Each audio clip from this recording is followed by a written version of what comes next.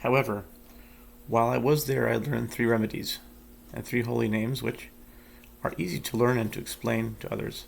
So I was assuaged, and I thought perhaps in this manner my associates might also be able to attain my level and category. That is, they will be able to practice a sense of the soul and learn and apprehend supernal mysteries as I do. But all my life I was not granted permission to do this. I pleaded on your behalf that I be permitted to teach it to you, but I was not granted such permission, and I am under oath not to do so. But this I can tell you, and may the Lord be thy help. Before the Lord is your way, Judges 18:6, and do not depart from it, especially in the Holy Land, with every single utterance and all that comes out of your mouth during the time of your prayer, your study. Intend to unify a name, for in every single letter there are words and souls and divinity, and in these ascend and bind up with each other and unite with each other. Afterwards, the letters bind up and unite with each other, and a word is formed, and they unite in a true unity with divinity. Include your soul with them in every single step of the above. Then all the worlds unite as one and rise up, and there is thus great joy and pleasure without limit as you meditate on the joy of bride and groom, and smallness and corporeality, and certainly in a high level such as this.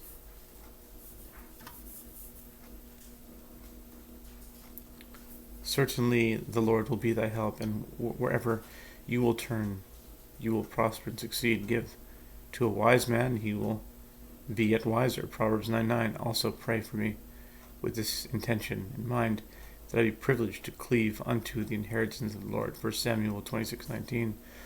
Whilst yet alive, and also pray for the remnant of Israel that is outside the land of Israel, and I also pray there.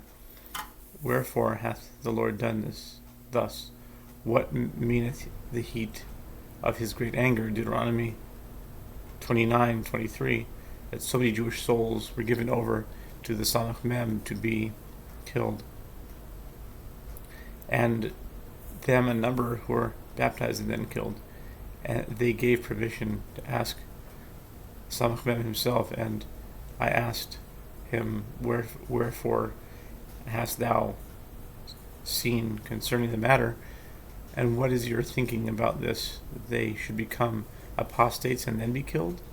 He answered me, my intention is for the sake of heaven, for if they remained alive after their apostasy, then, when other decrees and libels would occur, they would not sanctify the name of heaven, but all would convert in order to save their lives. Therefore, his action was such that those who converted were killed afterwards. Thus no Jew would convert, but would sanctify the name of heaven. And so it happened afterwards, because of our many sins, that in the community of Zaslav there was a blood libel against several souls. 2 of them converted and were later killed, and the rest sanctified the name of heaven with great sanctity, and all died unnatural deaths. Then there were blood libels in the holy communities of Sevatovka and Dunowitz, and no one converted after they had seen what happened in Zaslav. Rather, all of them laid down their lives for the sanctification of the name. They sanctified the name of heaven and withstood the trial. And the merit of this martyrdom, may our Messiah come and avenge us. May he make expiation for his land and for his people. And on Rosh Hashanah of 1749, I performed an ascent of the soul, as you know, and I saw a great accusation against Israel until Samach Mem was almost given permission to destroy entire countries and communities, and I offered up my life and prayed, let us fall now into the hand of the Lord, and let us not fall into the hand of man. And they granted me permission that instead of the anti-Semitic persecutions, there shall be great weaknesses. Something the likes of which had not occurred in all the lands of Poland and other countries close to us. And that is what happened, that the weakness spread exceedingly, such that it cannot be related, and the plague to spread into other countries. I indulged the intense discussion with my group, and we decided to recite Kitover early in the morning in order to nullify the judgments mentioned above. Then they revealed to me in a vision in the night, but did not you yourself choose the plague by saying, let us now fall into the hand of the Lord, and not man, etc.? And mentioned above, why then do you wish to nullify the decree of the plague? Surely an accuser does not become a defender. From then on, I did not recite Ketoret, I did not pray about this, but on Hoshana Rabbah I went to the synagogue with all the world. I tried to intercede on behalf of Israel by means of several oaths. Because of my great fear for the safety of the people, I recited Ketoret once, so that we were successful with the help of the Lord. I wanted to elaborate and speak at length, but because of my tears when I recall your departure from me, I am not able to speak. But I do beseech you to review all my words and admonition which I told you several times. Let them always be in your thoughts, meditate on them, ponder them scrupulously. Surely you will find in every word all kinds of sweetness.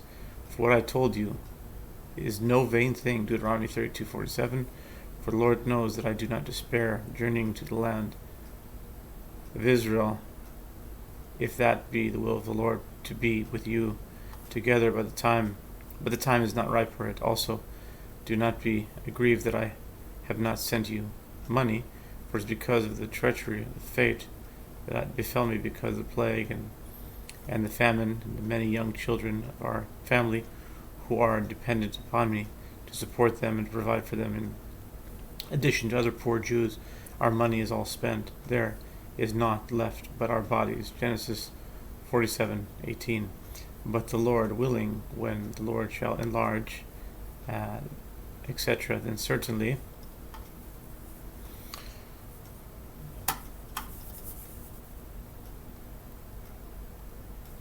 also my grandson, the worthy young man, the honorable Ephraim,